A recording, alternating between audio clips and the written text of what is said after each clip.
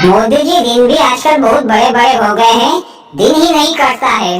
और गांव में भी कोई टाइम पास करने का कोई दूसरा साधन नहीं है ताकि वक्त कट आए। तो भैया कोई काम वाम किया करो जिससे तुम्हारा वक्त भी कट जाएगा और दो चार पैसे कमा भी लोगे। हाँ भैया, कल से मैं काम जरूर करूँगा। पर मोदी जी, आज का तो टाइम पास करवा दो, कोई कहानी वहानी सुना दो। हाँ चलो ठीक है भैया, और मैं तुमको एक अजीब कहानी सुनाता हूँ जो तुमने कभी सपने में भी नहीं सुनी होगी।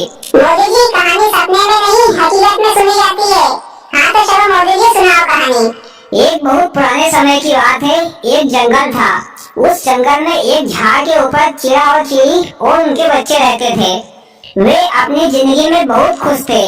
पर एक दिन अचानक जंगल में आग लग गई। सारा जंगल आग से जलने लगा। तो चिड़ा ने चिड़िया से कहा, अरे सुनती हो भाग्यवान, यहाँ से अपन लोग उड़ चलते हैं, नहीं तो हम लोग भी आग में जलकर मर जाएंगे।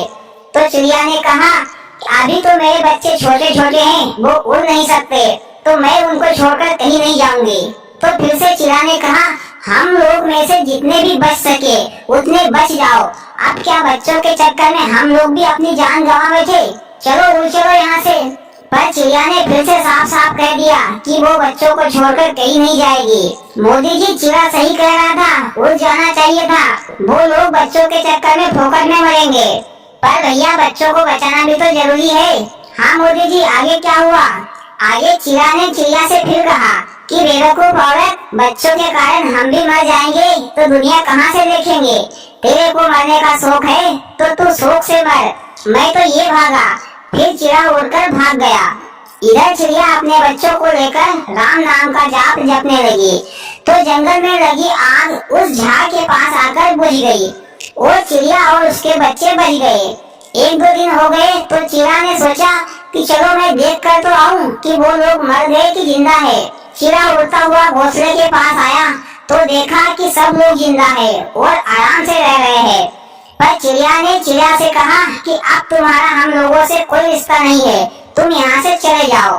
चिड़ा ने कहा कि चलो ठीक है, मैं चला जाता हूँ, पर मेरे बच्चे मेरे को दे दो, मैं यहाँ से चला जाऊंगा।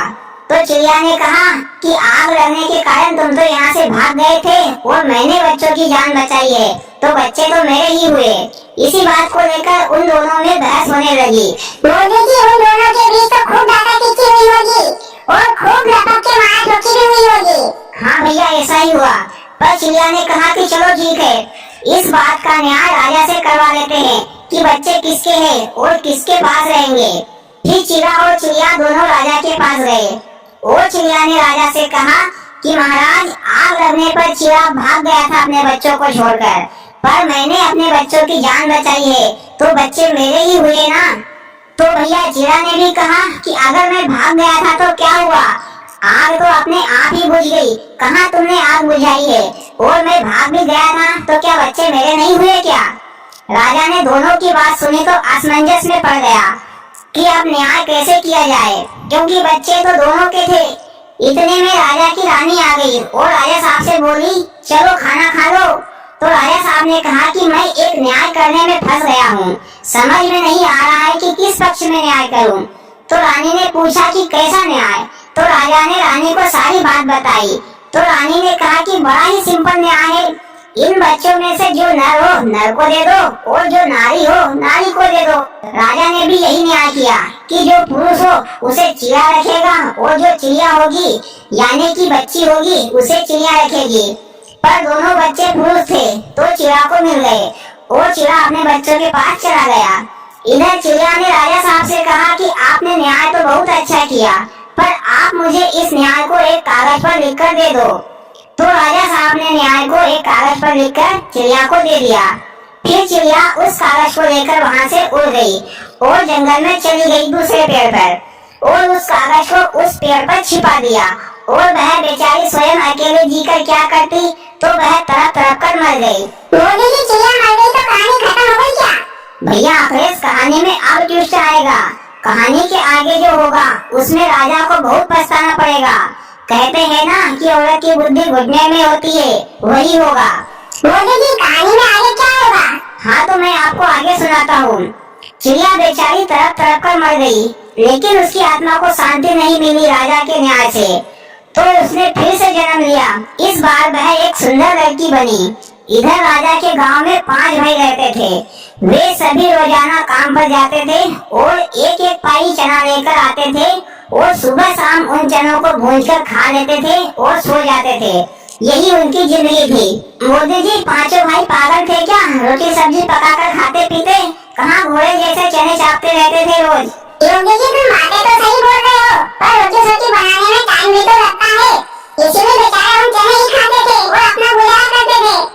एक दिन भैया एक बुढ़िया उन लोगों के घर आई तो देखा कि उनके घर पर 5 चूल्हे हैं। तो बुढ़िया ने पूछा कि भैया ये 5 चूल्हे क्यों हैं? तो उन्होंने बताया कि माताजी, ये 5 चूल्हे हम 5 भाई के हैं। हम सभी लोग अपने अपने चूल्हे पर चना भूनकर खा लेते हैं और सो जाते हैं। इसलिए हमने अलग अलग चूल्हे बनाए हैं ताकि ज्यादा टाइम खर्च ना हो। तो बुढ़िया ने कहा कि भैया, तुम में से एक भाई शादी कर लो तो तुम्हारा घर ठीक ठाक सा लगेगा और तुम लोगों को रोटी सब्जी भी सीधी पकाई मिल जाया करेगी। ऐसा कहकर वह बुढ़िया वहाँ से चल दी। फिर वे 5 भाइयों ने मिलकर बड़े भाई की शादी कर दी। पर शादी भी किससे की? वही चिड़िया से जो मर गई थी, पर इस जन्म में वह लड़की बनी हुई थी। उसी लड़की से शादी की। शादी करके वह लड़की उनके घर पर आई तो देखा उनका घर का माहौल, पर वह तो बहुत थक चुकी थी, इसीलिए वह सो गई। दूसरे दिन सुबह हुई तो सभी भाई चने भूनकर खाकर और थोड़े थोड़े चने बचाकर बहू के लिए रख दिए और अपने अपने काम पर चल दिए। इधर बहू उठी तो उसने उनके 5 चूल्हों को तोड़ ताड़ दिया। मोदी जी, ये बहू तो सबके चूल्हे तोड़ ताड़ कर 5 भाइयों में दंगा करवाएगी क्या? नहीं, ऐसा क्यों करवाएगी, आगे तो सुनो। बहू ने एक बढ़िया सा चूल्हा बनाया। इधर शाम को भैया वो 5 भाई घर आए तो उनको अपने अपने चूल्हे नहीं दिखे तो वो लोग बहू पर नाराज हुए। बहू को 2-4 बातें सुनाने लगे। तो बहू ने कहा कि तुम लोगों के पास कितने चने हैं? तो सबने कहा कि हम सभी के पास एक एक पाई चने हैं। तो बहू ने कहा कि एक काम करो, तुम सभी लोग अपने चने मिला लो और एक भाई जाओ चक्की पर 4 पाई चने का आटा पिसा लेना और 1 पाई की दाल। तब तक तुम लोग हाथ पैर धोकर आओ, मैं तुम लोगों के लिए फर्स्ट क्लास खाना बनाती हूँ। इधर भैया एक भाई चक्की पर गया और 4 पाई चने का आटा और 1 पाई चने की दाल पिसा कर लेकर आ गया और बहू को दे दिया। बहू ने फर्स्ट क्लास रोटी और चने की दाल बनाई और सभी भाइयों को पकाकर खिलाई। तो भैया सभी भाइयों ने खूब जमकर खाई, क्योंकि उन्होंने कभी रोटी तो खाई नहीं थी तो उन्हें बहुत स्वादिष्ट लगी और वे सभी भाई बहू की बहुत तारीफ करने लगे और तारीफ करते करते सो गए। दूसरे दिन जब वह काम पर जा रहे थे तो बहू ने कहा कि तुम लोगों को कितना अनाज मिलता है? तो उन सभी लोगों ने कहा कि हम सभी को 5-5 पाई अनाज मिलता है। तो बहू ने कहा कि एक काम करो, आज से तुम सभी लोग 5-5 पाई अनाज अपना अपना घर लेकर आया करो। तो सभी भाई उस दिन से 5-5 पाई अनाज लेकर आए। तो बहू ने उस दिन का अनाज का आटा पिसा लिया और दाल, जो उन लोगों को 5-6 दिन तक खाने में पुर गया और इधर से 5-6 दिन का अनाज 25-25 पाई के हिसाब से रोजाना बच गया। इस प्रकार बहू अपनी होशियारी से अनाज बचाने लगी। ऐसा करते करते 6 महीने हो गए। उनके घर पर काफी अनाज इकट्ठा हो गया। तो बहू ने उनसे कहा कि अनाज को बाजार में बेच आओ और उन पैसों से एक घोड़ा खरीद लो, जिससे कि तुमको काम पर जाने आने में सहूलियत हो सके। वाह मोदी जी, बहू तो बड़ी ही चतुर और बुद्धिमान निकली। हाँ भैया, अखिलेश सही बोला। अब अखिलेश भैया कहानी में फिर से मोड़ आ गया। मोड़ कैसा मोदी जी? कहानी सुना रहे हो कि गाड़ी चला रहे हो जो मोड़ आ गया? अखिलेश भैया, कहानी में अब ज्यादा रस बरसेगा। इधर उसी गांव में राजा भी रहता था। राजा के पास 25 घोड़ियां थी। वो सभी घोड़ियां जंगल में चरने जाती थी और इधर बहू का घोड़ा भी उन घोड़ियों में चढ़ता था। पर भैया राजा की घोड़ियां सभी जलने वाली थी। 1 महीने तक राजा की घोड़ियां और बहू का घोड़ा साथ साथ चलते रहे। राजा की सभी घोड़ियां बहू के घर के सामने से निकलती थी, वहीं से उनके आने जाने का रास्ता था। एक दिन क्या हुआ कि राजा की 25 घोड़ियां जंगल में ही जल गई। सभी घोड़ियों ने एक एक बछेरा यानी कि एक एक घोड़ा पैदा किया। बहू का घोड़ा भी उनके साथ ही चल रहा था। शाम को राजा के घोड़ी चराने वाले ने सभी घोड़ियों को और उनके बच्चों को लेकर राजा के घर आ रहा था। तो रास्ते में बहू का घर पड़ा। तो बहू ने देखा कि सभी घोड़ियों के बच्चे हो गए हैं। तो बहू ने उन 5 भाइयों से कहकर घोड़ियों के बच्चों को अपने घर पर ही बनवा लिया और चरवाहे से कह दिया कि तुम्हारे राजा साहब से कहना कि सभी घोड़ियों के बच्चों को 5 भाइयों की बहू ने बांध लिया है। चरवाहा राजा के पास गया और सारी बात बताई तो राजा ने बहू को तुरंत बुलवाया सजा देने के लिए। इधर से वे 5 भाई डरने लगे और बहू से कहने लगे कि तुम राजा से पंगा ले रही हो, तुम्हारा दिमाग तो खराब नहीं हो गया है कि तुम्हारा दिमाग खिसक गया है। तो बहू ने कहा कि तुम चिंता मत करो, मैं सब संभाल लूंगी। इधर राजा के सिपाही बहू को लेने आए और बहू को ले जाकर राज दरबार में पेश किया। राजा ने कहा कि एक गुस्ताख लड़की, तुम्हारे जीने की आयु खत्म हो गई है क्या, जो तुमने हमारी सारी घोड़ियों के बच्चों को पका रखा है? इसके बदले में हम तुम्हारी जान भी ले सकते हैं। तो बहू ने कहा कि हाँ राजा साहब, जरूर मेरी जान लीजिए, पर मैंने गलती ही नहीं की तो सजा कैसी? राजा ने कहा कि घोड़ियों के बच्चों को बांधने की गलती, वो बच्चे मेरी घोड़ियों के हैं। तो बहू ने कहा कि महाराज, वो बच्चे तो मेरे घोड़े के हैं, कौन सी गलतफहमी में बात कर रहे हो आप? राजा ने कहा कि क्या घोड़ा भी कहीं बच्चा देता है? मोदी जी, राजा साहब सही तो कह रहा है, घोड़ा कहाँ बच्चा देता है? नहीं भैया, आगे तो सुनो जरा।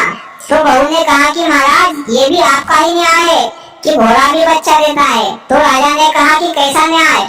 और ये बेफजूल की बातें करना बंद करो, कोई सबूत हो तो बताओ कि ये सारे घोड़ी के बच्चे तुम्हारे घोड़े के हैं। तो बहू ने कहा कि ठीक है महाराज, मैं सबूत लाती हूँ। फिर बहू जंगल में गई जहाँ चिड़िया ने राजा की लिखी चिट्ठी छुपाई थी। उस चिट्ठी को लेकर राजा के पास आई और राजा साहब को बताई और कहा महाराज कि ये आपका ही न्याय है, इसमें तुम्हारे हस्ताक्षर भी है। आपने ही न्याय किया था कि जो नर हो वो नर को दे दो और जो नारी हो वो नारी को दे दो। तो महाराज, आपकी घोड़ियों ने सभी घोड़े पैदा किए हैं, घोड़ी एक भी नहीं है, और मेरा घोड़ा भी तुम्हारी घोड़ियों के साथ ही चलता था। इसलिए महाराज, ये सारे घोड़े के बच्चे मेरे घोड़े के हैं, तुम्हारी घोड़ियों के नहीं। महाराज अपने लिखे खत को देखकर चुपचाप रह गया और बहू को छोड़ दिया गया और सोच रहा था, मोदी जी आप क्या सोचेगा, अब तो काम खत्म हो गया। अरे भैया, राजा सोच रहा था कि औरत आदमी को बिगाड़ के रख देती है, जो माने औरत की सीख उसे मंगवाए घर घर भीख, क्योंकि ये न्याय रानी ने किया था, इसलिए पछता रहा था राजा। इधर भैया बहू अपने परिवार में हंसी खुशी की जिंदगी बिताने लगी और कहानी खत्म। मोदी जी, कहानी तो बड़ी मोड़ घोड़ की थी, पर मजा आ गया। और भाइयों, आपको कैसी लगी मोदी जी की कहानी? अच्छी लगी हो तो प्लीज वीडियो को लाइक और चैनल को सब्सक्राइब करें। भोलेनाथ सबके साथ।